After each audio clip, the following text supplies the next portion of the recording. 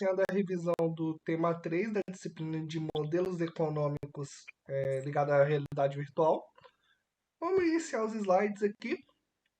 Dessa vez eu fiz sem transição, tá, gente? Só para fazer mais rápido, porque foi bem em cima, mas simbora, os slides estão prontinhos. Vamos lá, vamos falar conceitos centrais sobre sociedade por ações e derivativos para o metaverso, tá? Aí, sociedade por ações, referenciado pela sigla de SA, ações. É o título patrimonial em menor... Oi? Vamos prosseguir. Ações. É o título patrimonial em menor fração de uma empresa. Quer dizer, não. Desde que a gente começa de novo. Ações. Título patrimonial em menor fração de uma empresa. É o que representa seus sócios. Logo, todo sócio tem uma ação e espera-se que cada ação tenha um voto. Porém, pela legislação brasileira, isso ocorre dependendo do tipo de ação. São dois tipos, a ordinária e a preferencial. A ação ordinária tem direito a voto nas assembleias gerais e a ação preferencial não tem direito ao voto. Tem preferência no recebimento de dividendos, né? E sua ação é vendida com valor inferior por não ter voz dentro da empresa. Caso a empresa passe 3 anos sem dar lucro, os acionistas preferenciais passam a ter voto, tá? E eles só têm esse voto até que a empresa volte a dar lucro. Observe-se um desequilíbrio entre o poder de decisão e o poder econômico a partir do momento que o acionista é o dono das ações preferenciais. O poder de decisão versus o poder econômico. O Congresso Nacional compreendeu que deveria haver uma porcentagem máxima, ou seja, limite em ações preferenciais. Ainda em 2001, era emitido cerca de 70% em ações preferenciais e 30% em ordinárias, ou seja, as preferenciais são a maioria. Há várias sociedades mistas, ordenadas pelo governo, para os quais até hoje temos essas cotas. A partir desse ano, tá, o ano de gravação dessas aulas do MBA, desse 2020-2021, o governo emitiu a lei que permite que o mínimo de ações preferenciais como 50% das ações de uma empresa. Tá? Então tem uma lei que o mínimo passa a ser 50%. Remuneração de uma ação. Você investe em ações de uma empresa a fim de receber lucros por elas gerados, ou investe numa ação para revendê-la. Logo, se espera-se que ela valorize. Os tipos de remuneração de ações são o foco principal dela. As ações elas se pagam por dividendos, tá? Livres de impostos no Brasil. A empresa ela paga juros sobre o capital próprio, como se fosse remunerar com juros, como se fossem juros com capital de terceiros. Portanto, sofrem 15% de tributação no Brasil, né? Outro tipo é a bonificação, que representa os bônus recebíveis. E por último, os direitos de subscrição, representa os direitos dos acionistas de emitir ações. Aí a gente já tem a primeira questão. Quando as empresas querem abrir o seu capital, elas procuram um agente de underwriter que desenvolverá o processo de IPO. No mínimo, o percentual de ações do tipo ordinária dessa operação tem que ser de 50%, conforme a questão. Aí vamos Ó, aqui Uhum. ele também coloca lá uma questão Sim. sobre ações preferenciais, qual tem direito a voto ou não, no resumo de ontem. Uhum. E a pegadinha é se é ordinário ou preferencial, entendeu? O Sim. texto é igual, mas troca ordinário e preferencial. Então fica ligado nisso também, tá? Sim, ó. Lembrando, gente, Boa. ordinária é a que tem direito a voto, tá? Às vezes, pelo nome, vocês podem deixar, preferencial vai ter direito ao voto. Não, é o contrário. A ordinária aqui, ó, tem direito ao voto e a preferencial ela não tem. Tá? Vamos fixar isso aí que ajuda. Vamos lá. Agora, Sociedade por Ações de Assembleias Gerais. Assembleias Gerais representa o órgão decisório máximo de uma companhia, como reuniões dos acionistas, para decidir sobre todos os seus negócios. É convocado pelo Conselho de Administração e Diretoria. Aí tem os tipos de assembleia. O AGO, ordinário, acontece uma vez por ano, em até 4 meses do término do exercício social. e possui aprovação dos demonstrativos financeiros, eleição dos membros do Conselho de Administração e Conselho Fiscal e distribuição de dividendos. A AGE, que é extraordinária, Assembleia Geral Extraordinária, acontece em qualquer tempo e para qualquer assunto que seja de interesse da empresa. Vamos falar um pouco sobre os direitos dos acionistas. De acordo com a Lei 6.404, de 15 de dezembro de 76, são direitos dos acionistas: voto, participação nos lucros, participação no acervo em caso de liquidação, fiscalização, preferência de subscrição e retirada da companhia. Os tipos de acionistas. A gente tem o controlador, que é aquele que tem o poder de controle da companhia, pessoa ou grupo de pessoas, de acordo com os acionistas, e responsabilização por uso de poder. O minoritário é o acionista que tem direito ao voto, retirada da companhia, fechamento do capital, fusão e redução dos dividendos obrigatórios. Tag along, não sei porque esse nome, mas tá, tag along. Na alienação de controle de companhia aberta, o novo controlador tem a obrigação de realizar oferta pública para adquirir ações pertencentes aos acionistas minoritários, titulares de ações com direito a voto, ações ordinárias, por no mínimo 80% do valor por ação pago aos antigos controladores, de acordo com a Lei 6.404, emitida em 76. Aí já temos a segunda questão, tá? A extensão do prêmio de controle, também conhecida como tag along, tem como principal característica, vamos lá, é a número 2 aqui, estender aos acionistas ordinários parte do prêmio pago aos antigos controladores da empresa. Aí vamos falar um pouco de governança corporativa em sociedade por ações. Governança corporativa tá governar, que é comandar no caso, preocupado por interesses da empresa e não próprios. Os gestores da empresa não devem usar de seus recursos da empresa para interesses individuais. Definir salários excessivos aos diretores da empresa, contratar parentes, dentre outros. Se a política fosse assim. Novo mercado. Todas as empresas que adotam voluntariamente práticas de governança corporativa adicionais às que são exigidas pela legislação brasileira ampliam os direitos dos acionistas e aumentam a transparência empresarial com mais exigências. Ou seja, usam de um conjunto de regras além das dispostas na Lei 6.404 e na CVM. Né? Aí, níveis do novo mercado. Uma empresa que adere ao novo mercado deve se enquadrar no nível 1, nível 2 ou no novo mercado, que é o nível 3. Independente dele, o acionista deverá divulgar o calendário público de eventos corporativos e remuneração da diretoria. Demais requisitos. A empresa deve ter o mínimo de 25% de ações em circulação, free float, ou 15% em caso de ADTV, Average Daily Trading Volume, alguém traduz aí, superior a 25 milhões. Bom, acho que é média de volume, né, de trading, né, de transações no caso. Conselho administrativo com no mínimo 2 ou 20% dos conselheiros independentes, com um mandato de até 2 anos. Instalação de auditoria interna, função de compliance e comitê de auditoria. Tag along para nível 1, prêmio de controle de 80% para ações ordinárias e preferenciais. A tag along para nível 2, o prêmio de controle de 100% de ações ordinárias e preferenciais. E a tag along de nível 3 é o prêmio de controle de 100% de todas as ações. Vamos à questão 3.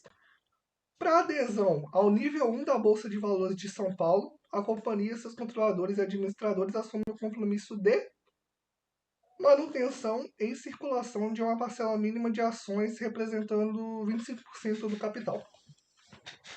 Vamos falar um pouco sobre BDR e ADR. São units, né, representados por certificados de ação, ou seja, conjuntos de ações ordinárias e preferenciais. O exemplo é a Sula 11, que é a Sul América, uma das maiores seguradoras do Brasil.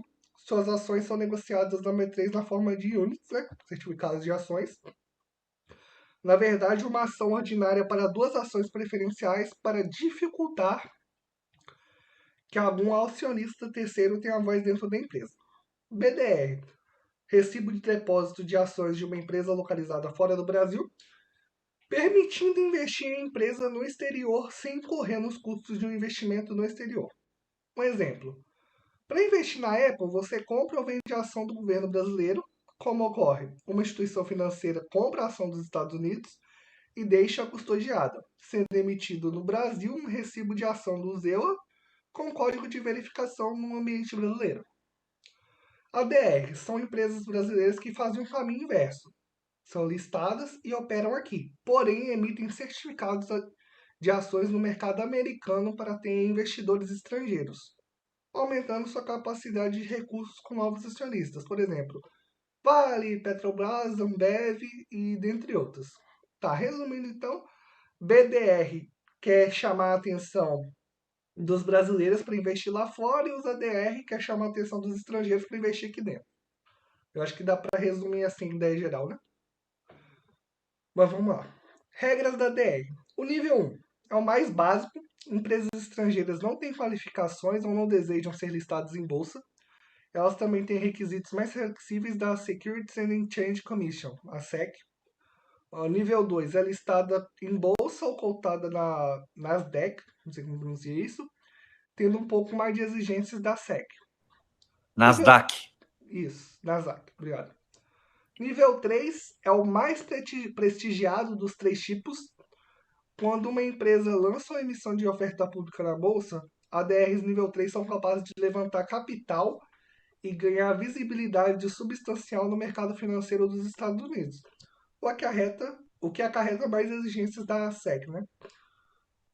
Nível 144A é o mais simples de todos, não é listado e sua negociação é restrita para investidores profissionais, não é registrado na SEC, né? Essa também cai, viu? De qual desses níveis aqui? BDR e ADR. Ah, beleza. Vamos lá. Questão 4. Os BDRs representam um lote de ações. De companhia aberta, tá, os BDRs, eles representam um lote de ações de companhia aberta ou assemelhada com sede no exterior, negociado no Brasil. Vamos lá. Certificados de operações estruturadas, o COE. Certificado de operações estruturadas são operações realizadas com base em instrumentos financeiros derivativos, mesclando elementos de renda fixa e renda variável. Capital garantido baseado na variação da Ibovespa e com vencimento em um ano. Se a Ibovespa varia em 20%, entre o 0 e o 20%, há ganho proporcional à valorização. Se a Ibovespa é negativa, o dinheiro volta, ou seja, o capital é protegido. Se a Ibovespa fica acima de 20%, o retorno é fixado na mesma proporção. Bom, o COI ele tem diferentes facetas, tá? Sendo dois tipos. Índice de preços, títulos, sendo dois tipos no caso. Índice de preços, títulos, valores imobiliários e, por exemplo, Ibovespa. Pode também ser por taxa de juros, tá? Por exemplo, a Selic. Taxa de câmbio, aí tem o exemplo do dólar, e valor mobiliário pela ação XPTO, regidos pela resolução número 4.263. A emissão do COI ela pode ser emitida por banco comercial, de investimentos ou múltiplo, BNDES e Caixa Econômica. Aí tem os tipos do COI. O valor nominal protegido, o pagamento mínimo ao investidor é igual ao maior investimento inicial. O valor nominal de risco, o pagador mínimo ao investidor é menor ao investimento inicial. Aí tem um gráfico aqui do COI, uma imagem demonstrativa. Questão 5.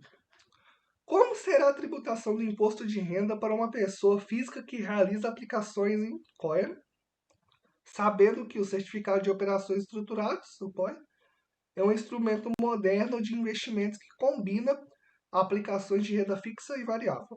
Vamos lá. A tabela vai ser regressiva de 22,5% até 15% conforme o prazo. Essa é a tributação. Mercado de derivativos, tá? O produto brasileiro versus exportação. Aqui ele está dando exemplo do exportador de milho. Quais são os riscos de exportação? Os custos são em reais, que é a moeda do Brasil, versus as receitas, que são em dólares, moeda americana. Nesse caso, o principal risco é o dólar despencar. A solução: ir a B3 comprar um contrato futuro para se proteger de qualquer oscilação brusca do dólar. Proteção hedge contra a alta do dólar. Derivativos: o contrato deriva de um ativo, por exemplo, dólar, ouro, taxa de juros, dentre outros. O contrato ele será fechado por um hedge, né, especulador ou arbitrador. O especulador é a liquidez ao mercado, o hedge é a proteção do mercado e o arbitrador dá distorções entre os mercados. Aí tem as formas aqui do derivativo. Vamos lá. O mercado de derivativos, a questão 6, pode ser utilizado estrategicamente tanto para operações de posicionamento como para o hedge, né? Aí vamos lá. O metaverso inserido no ambiente econômico brasileiro, tá? Vamos falar um pouco sobre o PIB. Resumidamente, é a soma dos bens e serviços produzidos dentro do país. O valor é calculado e demonstrado trimestralmente, semestralmente e anualmente. Vamos falar um pouco sobre o saldo da balança comercial. O resultado da conta exportação menos importação é o valor gerado para o PIB de um país. Ou seja, se o país vende muito caro, mas o carro é importado, o valor do PIB será negativo. Mostrando como é que faz o cálculo do PIB. Vamos lá. Primeira questão. O PIB é um índice que mensura a produção do país em um determinado período de tempo. E para isso, esse índice considera bens e serviços finais. Tá? Aí vamos falar um pouco sobre o IPCA e o IGP-M. Inflação é conceituada como a perda do poder de renda das pessoas. Índice de preços ao consumidor amplo, IPCA, mede a variação do custo de vida das famílias com rendimento mensal entre 1 e 40 salários mínimos em estabelecimentos comerciais, prestadores de serviços, domicílios e concessionários de serviços públicos. É calculado pelo IBGE. O IPGM, né? O índice que reajusta os aluguéis é calculado pela Fundação Getúlio Vargas. Instituição privada, 3 vezes por mês, e o IPGM é o estado dos seguintes índices. O IPA, então era IPGM ali em cima, mas tem quase certeza que lá que tem escrito errado. Índice de preços atacados, representa 60% do cálculo. INCC, que é o Índice Nacional de Custo da Construção, representa 10% do cálculo. IPC, Índice de Preço de Consumidor, representa 30% do cálculo. Temos a questão 2. O IPCA, Índice Oficial da Inflação no Brasil, é calculado pelo IBGE. Política monetária. Oferta e demanda da moeda, controlando o valor interno da mesma. Aprendemos ao longo do tempo, né, que se o governo imprime muito papel moeda, há grande oferta de moeda e grande consumo. Consequentemente, a inflação aumenta muito, né? É aquele caso, se tiver muito papel, a moeda vai perder o valor, né? Então, não adianta imprimir papel e moeda para resolver as coisas. Aí tem aqui a prática da política monetária. Principais ferramentas utilizadas pelo Banco Central. Vamos lá, o controle monetário por taxa de juros baseadas nos títulos públicos federais definidos pelo Banco Central. O valor interno da moeda é de responsabilidade da meta da inflação. Atualmente a taxa de juros está na casa dos 10 a 11%. Isso quando foi lançada a nota, pessoal. Logo, o investidor abre mão de gastar seu dinheiro para retê-lo, assim o dinheiro não circula.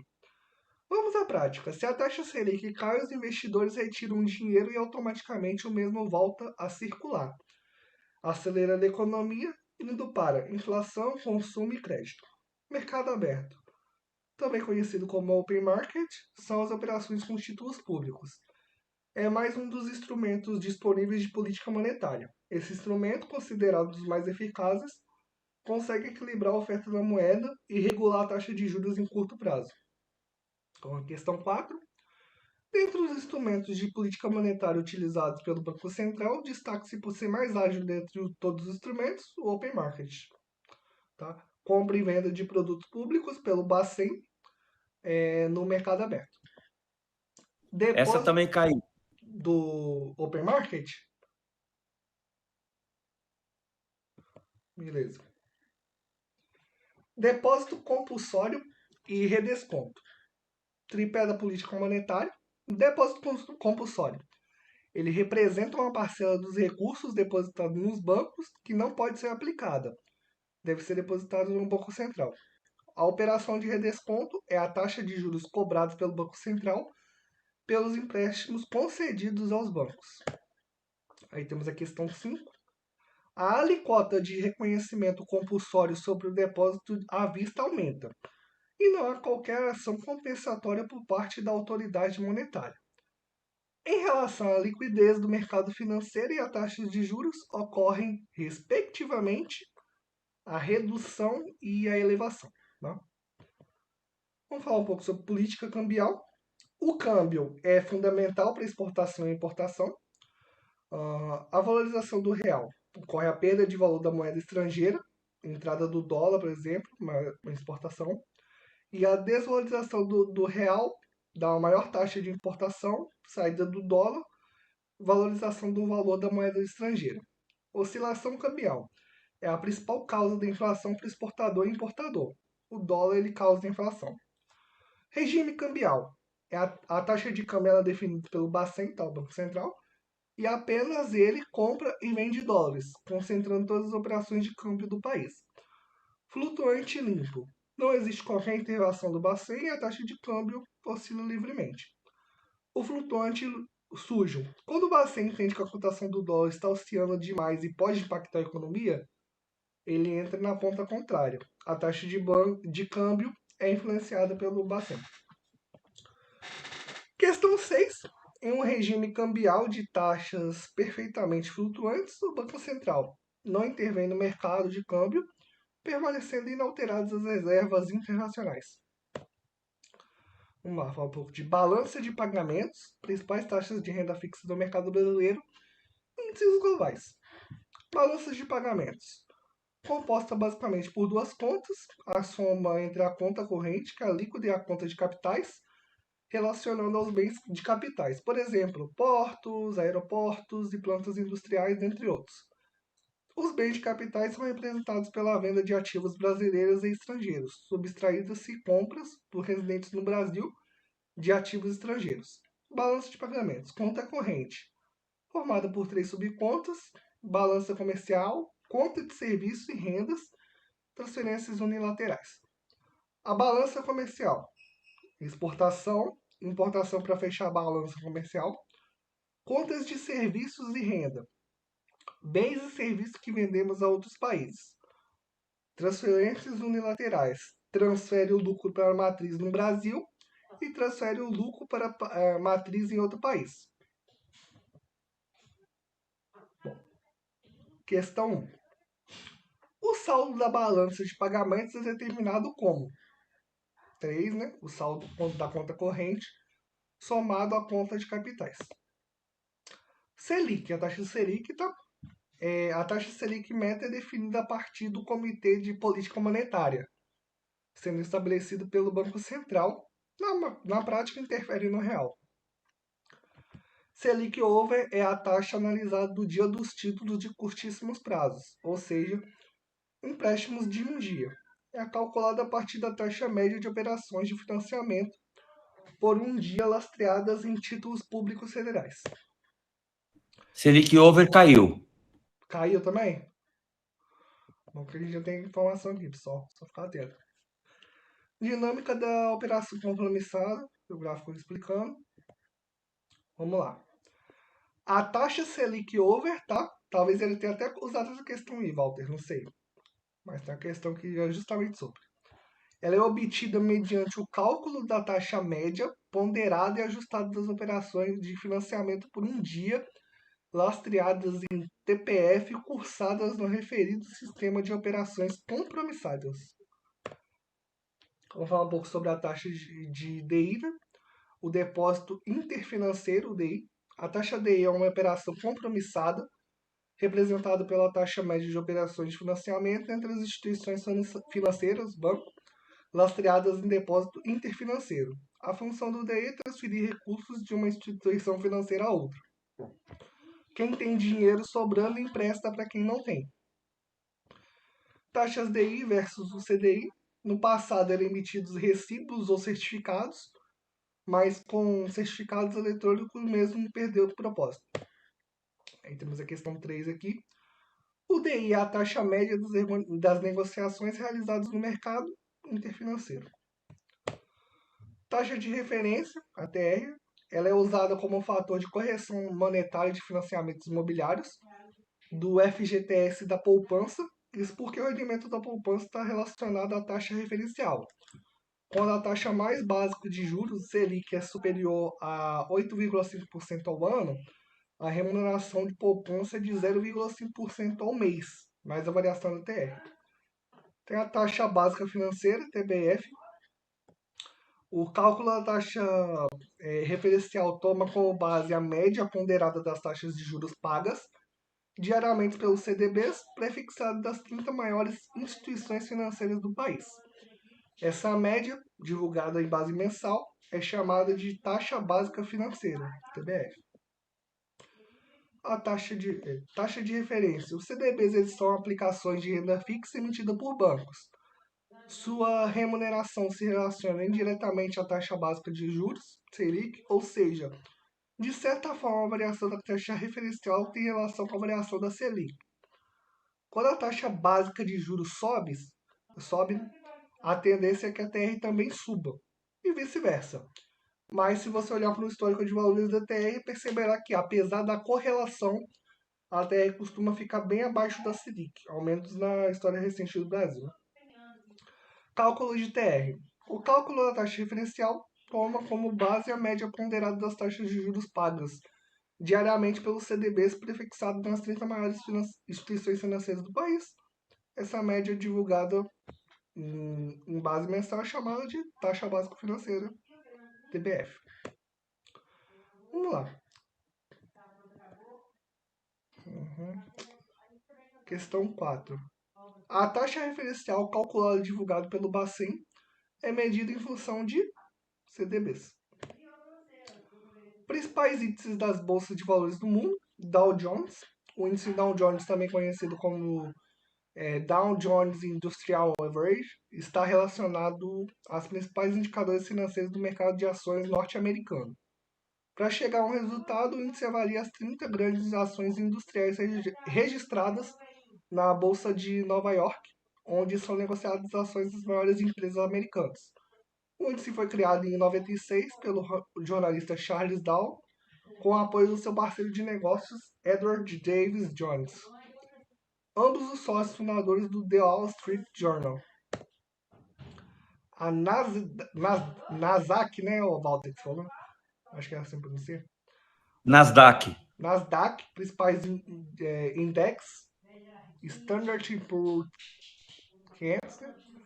Bom, a Nasdaq, né, é um mercado de ações automatizado norte-americano, onde estão listadas mais de 2.800 ações de diferentes empresas, em sua maioria de pequena e média capitalização. É o segundo maior mercado de ações em capitalização de mercado do mundo, depois da Bolsa de Nova York.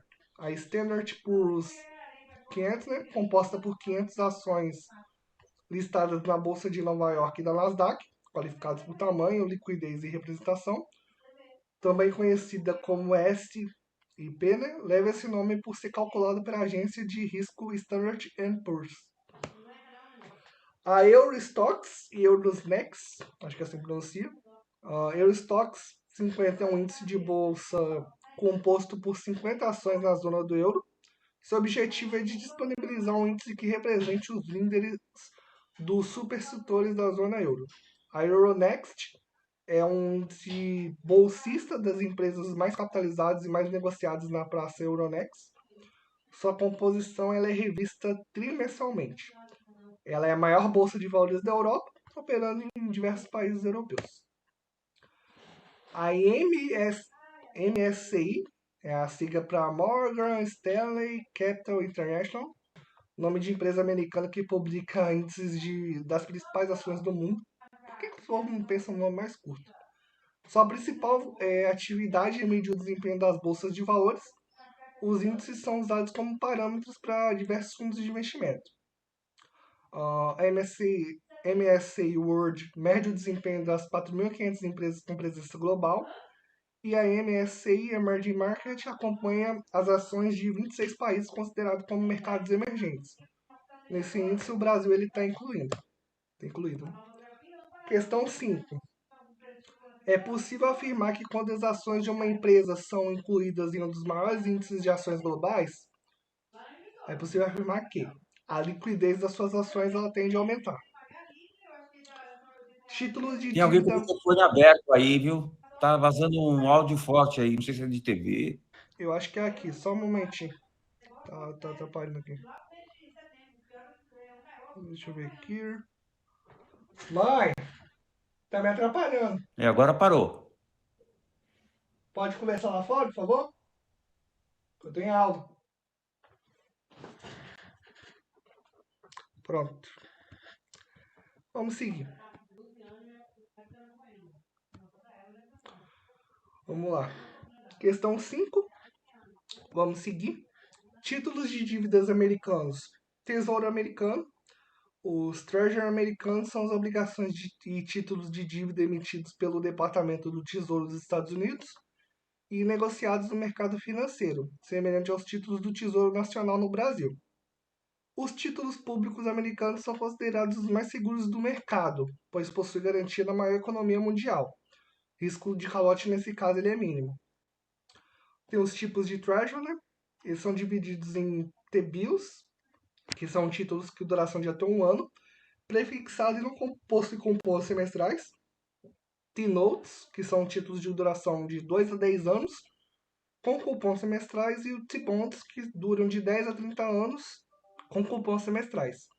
Aí tem os TIPS, né, que são de 5 a 30 anos, com ganho real acima da inflação, semelhantes ao NTNB, né, que é do IPCA. Aí tem os Global Bonds, que são títulos da dívida externa negociados internacionalmente, emitidos por uma grande corporação ou país que deseja arrecadar recursos. No caso do Brasil, o Tesouro Nacional emite os Global Bonds, também conhecido como os títulos globais, para negociação no mercado internacional. Podem ser emitidos em qualquer mercado e ser expedidos na mesma moeda do país onde estão sendo negociados. Aí tem os Eurobonds, são emitidos no mercado europeu e negociados em euro. Podem ser interessantes para aqueles que desejam investir no exterior e ter títulos relacionados a investimentos internacionais. Questão 6, tá? Qual das alternativas se refere a um título emitido pelo governo americano sendo atualizado pela inflação? A resposta é o TIPS. Agora acredito que é o último módulo. Vamos lá. Conceitos estatísticos aplicados aos modelos financeiros relacionados à realidade virtual. Vamos lá. Voltamos ao fundamental, que eu acho que é no fundamental que estuda isso ou no médio, não sei. Moda é quem mais aparece. Mediana, número central de um conjunto de números. Média é o valor médio de conjuntos. Gente, eu não preciso responder isso aqui, né? Porque média, desvio padrão e amostra e moda. Tá? No vídeo aí ele ensina a calcular a resposta a esse aqui, ó. 5, 28, 1,80 e o 4. Desvio padrão variância, tá? O desvio padrão é igual à raiz da variância. Tá. Aí só dando a definição, variância é mais volátil, maior oscilação e maior risco proporcionalmente ao valor da variância. O desvio padrão ele identifica o tamanho do erro, entre aspas, ou o desvio padrão em relação à média. Bom, sabendo o valor da variância de uma série histórica, a gente pode descobrir o desvio padrão, tá? Vamos lá, covariância e correlação. Correlação e covariância são conceitos estatísticos utilizados também dentro das modelagens financeiras, a fim de identificar a conexão e o comportamento que um ativo costuma ter, por exemplo, em relação a outro ativo. Correlação, vamos lá. O valor entre menos 1 e 1, a correlação de 1. As duas ações comportam-se da mesma forma. Se for igual a 1, as duas ações comportam-se da mesma forma. Se for igual a 0, não existe um padrão entre o comportamento das duas ações. for igual a menos 1, comportamentos são opostos quando uma ação sobe e a outra cai. Covariância é a comparação entre dois ativos de complexa solução, logo calcula-se a correlação. Tá? Vamos lá, questão 3. À medida que o grau de diversificação de uma carteira, segundo a teoria moderna de investimentos, é a correlação dos retornos dos ativos. É o que indica o grau de diversificação de uma carteira. Correlação. O VAR, né? Backtesting, Stress Test e Stop Loss. O Value at Risk, que é o VAR, é um método para avaliar o risco em operações financeiras, pois informa a pior perda financeira esperada em um horizonte de tempo em intervalo de confiança. Vamos lá. O VAR será calculado... Deixa eu só ver um negócio aqui. Tá. Que sumiu o negócio do Google ali. Falei, nossa senhora, você pode transmitir? Não. Vamos lá. É um método para avaliar o risco de operações financeiras, pois informa a pior perda financeira esperada em um horizonte de tempo intervalo de confiança. O VAR será calculado para, por exemplo, cada um dos últimos 100 dias, a perda calculada em cada vez é testada com o prejuízo que o investimento realmente teve naquele dia. Se o prejuízo for maior que o calculado pelo VAR, ocorreu uma violação. E as violações elas podem ocorrer no máximo 5 vezes, senão o VAR não é válido. Então, o teste do passado, ele é usado para validar o modelo de risco, utiliza séries temporais para predizer o comportamento. O stress test é similar ao backtesting, pois também usa dados históricos. A diferença é que o stress test simula cenários críticos, inspirados em grandes crises econômicas, como a do subprime de 2008. A Stop Loss funciona como uma ordem automática de venda de um ativo disparada no momento em que a desvalorização desse ativo atinge uma perda pré-definida. Aí tem um exemplo aqui. Exemplo, se o preço da ação da XPTO cair para R$ 9,00, acione-se uma ordem de venda no mercado. Questão 4. Quais as alternativas se referem ao significado de value at risk? Significa a perda máxima que o investidor pode ter com um determinado nível de confiança. Aí tem o índice Essa também cai. Também cai, né? Aí tem índice de Sharpe. Ele avalia o risco e o retorno dos ativos em uma única fórmula. Aí tem a fórmula aqui para vocês. Que é o índice de Sharpe, ele é igual ao retorno do fundo menos a taxa livre de risco, pode ser Selic, dividido pelo risco do fundo, desvio padrão. Taxa livre de risco, o fundo é considerado melhor quanto maior for o Sharpe. Aí tem o Sharpe modificado, outra fórmula aqui. Por aí vai. Questão 5. O investidor verificou que o índice de Sharpe do seu fundo A é menor que o índice de Sharpe de um determinado fundo B. Porém, seu fundo A apresenta um retorno maior. Assim, pode-se afirmar que o fundo A ele possui maior risco em relação ao fundo B. Tá? Essa é a resposta. Aí vamos lá. O tracking de erro e o erro quadrático médio. Fundos passivos, são uma solução salida, são aqueles que têm como objetivo acompanhar determinado índice de referência chamado benchmark. Por exemplo, fundos de ações XPTO e Bovespa possuindo menor erro em relação ao benchmark. Ele se afasta menos do rendimento. O tracking de erro, ou erro quadrático médio, EQM, mensura a aderência do fundo ao seu benchmark, ou seja, calcula um erro de rastreamento. O tracking de erro é o desvio padrão das diferenças entre os retornos de fundo e do benchmark. Informa se a distância variou e quantos mais voláteis forem essas diferenças, maior será o tracking de erro. Deixa eu só... O erro quadrático médio, a média das diferenças ao quadrado entre os retornos de um fundo do benchmark, informa o tamanho da distância, diferença ao quadrado igual sempre positivo. O TL versus EQM. O EQM ele é sempre positivo, pois é igual ao erro elevado ao quadrado. Quanto menor, mais aderente, e quando é igual a zero, é perfeitamente aderente. Parece que eu estou estudando cálculo. Enfim, o erro quadrático médio dos retornos de um fundo de investimento é sempre maior ou igual a zero. Tá? Essa foi a revisão, tá, pessoal? Vou só encerrar a gravação aqui, a gente já continua a dialogar.